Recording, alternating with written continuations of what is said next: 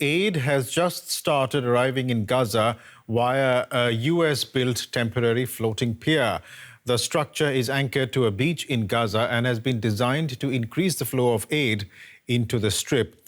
However, the UN has warned that the pier is no substitute for aid deliveries via land, which have been severely disrupted at the Rafah border crossing. The UN's food program says the threat of famine has never loomed larger for Gaza's 2.2 million people. Explosions and gunshots ring out in the deserted streets of Rafah. The southern city is the latest focus of operations of the Israeli military. Israel says Hamas's last remaining fighters are based in Rafah, along with the group's leaders responsible for the October 7 terror attack. So it needs to send more troops there. Our troops have destroyed several tunnels and will destroy even more soon. This activity will intensify. Hamas is not an organization that can reorganize. It does not have the reserve troops. It does not have the ability to produce munitions. It has no supplies. The result is we are cutting it off. We are wearing it down. Israeli tanks have already advanced deep into Rafah's eastern outskirts, pushing into residential areas. The UN says almost 600,000 people taking refuge in Rafah have now left. After Israel took control of the Gaza side of the Rafah border crossing, supplies and medical services have been dwindling. So food which are in place already in southern Gaza are running out. I think we're talking about almost none left. Food in the market, very soon there'll be none left. Medical supplies in the hospitals that remain in the south, a couple of 2 or 3 weeks, I think, to go, perhaps a month. Aid agencies say a temporary pier anchored by U.S. troops and regular airdrops are no substitute for ground deliveries. Palestinians, too, have been calling for the border crossing to reopen. We don't want ships. We want the border crossings to open. We want safety. We want official borders. Those planes as well with the parachutes. They throw food at us like dogs, like beggars. That doesn't work. It falls on people. It brings us problems.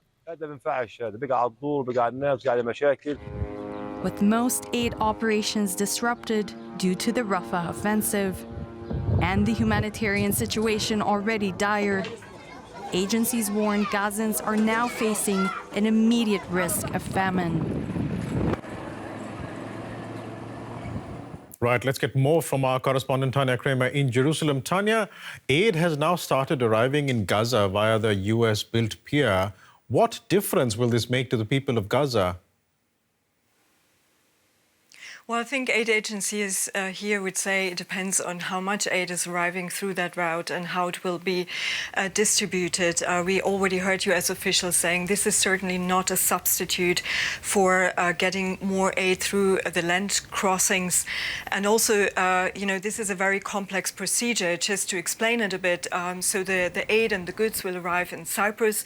They will be screened over there, then loaded onto commercial or military vessels that bring them to a floating dock or platform, and there the pallets will be brought onto trucks that are then going onto smaller vessels. And we understand that per truck it could be 5 to 15 trucks on one of those smaller vessels. Those vessels then will shuttle, so to speak, this aid and the goods to the floating pier, where they will then drive over it and then drop it, and there it will be distributed by the UN agencies, mainly by the World Food Programme, and this is all happening south of Gaza City. Now, this is, of course, also prone to, weather issues, high seas, but also safety issues. But again, the pressure remains on Israel, as we've been hearing here from aid agencies, to let in more aid through the land crossings. Now, Israel says it has no limits on the aid it's letting in. It has opened in the north